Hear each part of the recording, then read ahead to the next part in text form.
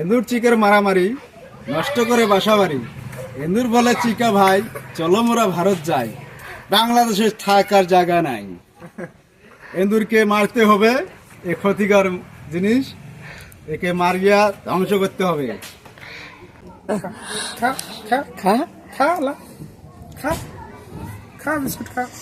এই ইঁদুরটা কিভাবে ধরা পড়লো?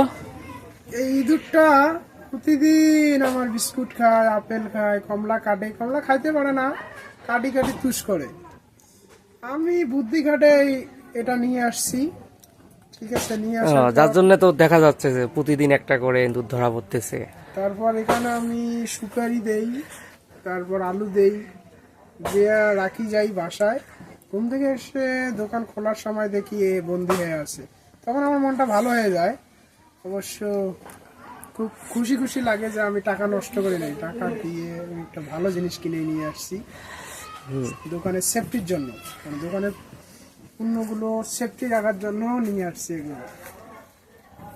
এটা আমি সকালবেলা রেজিস্ট্রেশনে ফোন দিছিলাম। রেজিস্ট্রার বললো যে তুমি কি সকালবেলা আমাকে হাসানোর জন্য ফোন দিছা? বললাম না স্যার, আমি হাসানোর জন্য আপনাকে ফোন দেবো কেন? আমার খাসার মধ্যে একটা ইঁদুর ঢুকছে, এখন আমি তো তাকে শাস্তি দেওয়ার মতন কোনো আইন আমার হাতে নাই। এই জন্য আমি আপনাকে ফোন দিলাম যে এটাকে কি বন্দি করার মতো ক্ষমতা আমার হাতে আছে। তো আপনি যদি হাস্যকর মনে করেন তাহলে তো এটা আমিও মনে করবো দুঃখজনক। তো এখন এটা আমি পাবলিকের কাছে জানবো যে এটাকে আমি কি করব।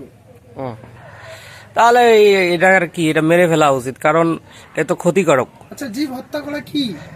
জীব হত্যা মহাপাপ, কিন্তু এই ধরনের জীব রাখার থেকে না রাখাই ভালো, যে জীব ক্ষতি করে প্রতিনিয়ত। তাহলে এটাকে আমরা কিভাবে মারবো? প্রথমে কিভাবে খাসা থেকে বার করবো? খাসা থেকে বার করতে গেলে যদি পালা যায়, তাহলে মনে করো কোনো অপশন ছাড়াই মেরে ফেলতে হবে। আচ্ছা হ্যাঁ। আচ্ছা, এর দাঁত কয়টা?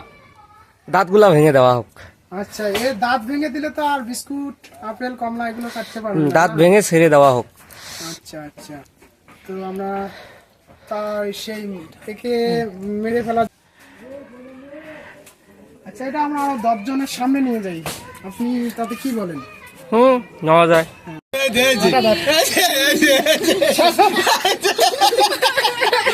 চিকেন মারামারি